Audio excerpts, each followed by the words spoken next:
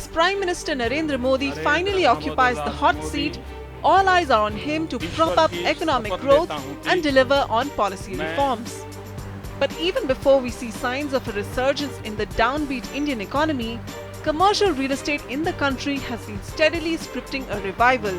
Various macro indicators point to a return of confidence among investors for commercial spaces.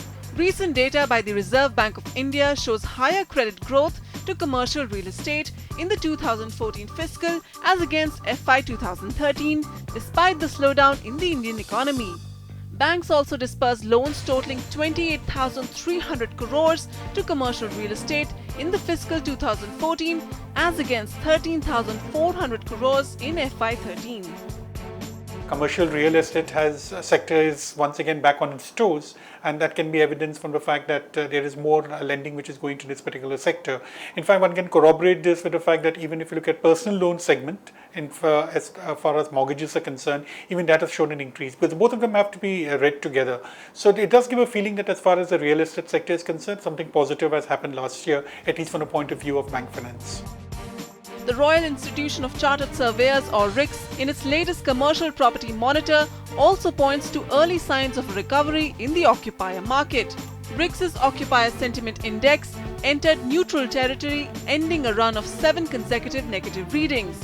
The report also shows that the increase in occupier demand outpaced the rise in availability, even though marginally, for the first time since 2011. The news is, however, still not good for the mall's business. The study shows that investment interest dropped across retail and industrial segments, with only the office segment witnessing some material growth. Ever since the Lehman Brothers crash of 2008, experts say commercial real estate prices have declined by at least 30%. But now the sudden fervor in the equity and the rupee markets and the sudden gush of foreign inflows could end the downward slide of commercial real estate. The verdict is that both rents and prices could only go up from here. While capital values are expected to remain broadly stable in the coming quarter, experts forecast that by the end of 12 months, we would have seen a healthy appreciation in rentals and capital values. I think there's a lot more positive news around commercial real estate.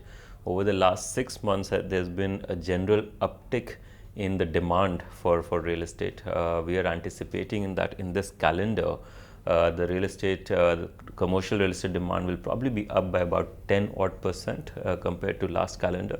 And with a positive mandate and the coalition era getting over, at least in the next 4 or 5 years, we expect the GDP to improve quite significantly. Developers of commercial offices and retail spaces also speak of a pickup in transactions in recent weeks, coinciding with the altered political dynamics in the country.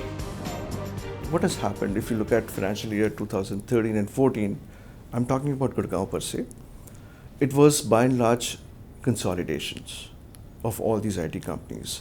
When I say consolidations, means these are not new demands, these are relocations.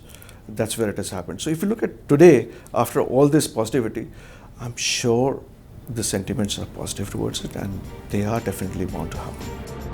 Growth in commercial real estate is set to mirror the GDP of the country with a lag of 1 year.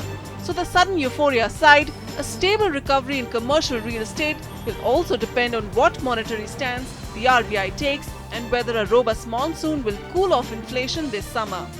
With camera person Pooja Arya, Vasudha Sharma, NDTV.